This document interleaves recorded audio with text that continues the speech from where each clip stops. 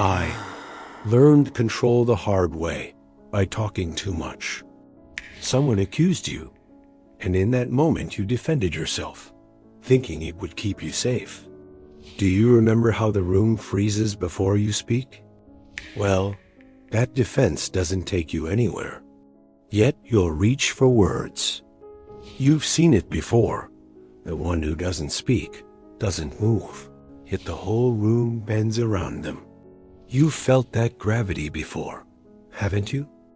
A single glance, a pause, maybe a smile, no defense, no effort, still absolute control. Truth be told, if I wanted that kind of power, I wouldn't raise my voice either. Why should I? The room bends before I speak, when silence can make everyone else confess themselves. Wait long enough, and every mask cracks on its own. The human brain hates empty space and mystery more than pain. That's where the story begins. When tension rises, most people speak faster, higher, louder. They cave under pressure. They think talking gives them back control, but every extra word lowers their crown and hands over their power. That's why most people collapse in silence. Not because I force them, but because what they imagine in that quiet is always darker than the truth. Their mind fills the gap faster than I ever could. They start building stories, punishing themselves with assumptions, begging to know what I'm thinking. I don't need to move. I just let their thoughts do the damage, because they'd rather live a lie than wait for the truth. That's the secret. Control isn't about what I say.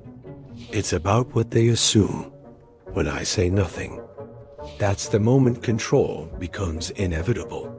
It is better to be feared than loved, if you cannot be both. I don't ask to be loved. I just don't need to strike.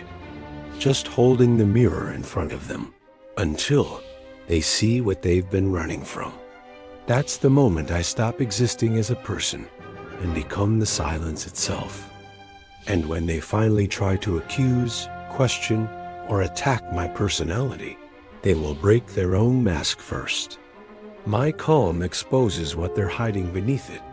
They start reaching, talking, proving, turning their fear into performance. I don't need to defend. I just watch them drown in the chaos they created. Why waste my energy when they do the work for me? If they cannot love and respect me at the same time, let them fear me. But every crown carries its own weight. Power always comes with a price. In silence, you start hearing echoes that don't belong to you. The sound of their fear looping inside your calm. That's the tax of silence. It owns you back. Every power that tames others eventually demands its master's soul. You stop hearing your own voice. You start mistaking their fear for your calm. And some nights, you almost miss the voice. It made you feel alive. Most rulers pay it without ever knowing. Sometimes another silence challenges mine. Two calm storms staring through each other. No words, no mercy, only patience. The first blink decides everything. Control doesn't vanish. It shifts hands. Friedrich Nietzsche once said, "He who fights with monsters should see to it that he himself does not become one." Most never notice when the battle turns inward. They start fighting the reflection instead of the threat. That's why I watch the ones who stay silent, not to control them, but to see if they can survive the silence without becoming me. Wisdom is patience sharpened into restraint. I did too, once, until I learned silence hurts less than explaining. Because once you answer with silence, the game resets. The mind that waits instead of reacts becomes unreadable. The one who doesn't defend leaves no shape to strike. Silence isn't submission. It's armor built from restraint. It forces the other side to fight shadows of their own making. Most will break there, trapped between what they imagine and what they can no longer reach. But what about the rest that do not break? Well, they also fall under my control when they follow the group vibe. Just one weak person caves in, and the rest will fall in place. Power isn't noise or force. It's the quiet understanding of where others will fail. Tell me in the comments, how many times do you see this pattern? Even wisdom fades when it tries to match the color of the crowd. Psychologists call it functional stupidity, a surrender of independent thought. Robert Greene would call it mastery, the moment when control no longer needs control. You don't push, you position. You don't demand loyalty.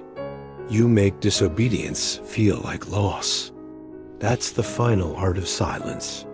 To rule without speaking, to win without motion, and to let them believe it was their choice. This power only ends where awareness begins. So if someone accuses you again, you don't answer. You don't need to. You already know what comes next. When silence looks back, will you kneel? Tell me what you see in that mirror. And if you're ready for the next move, stay for next video.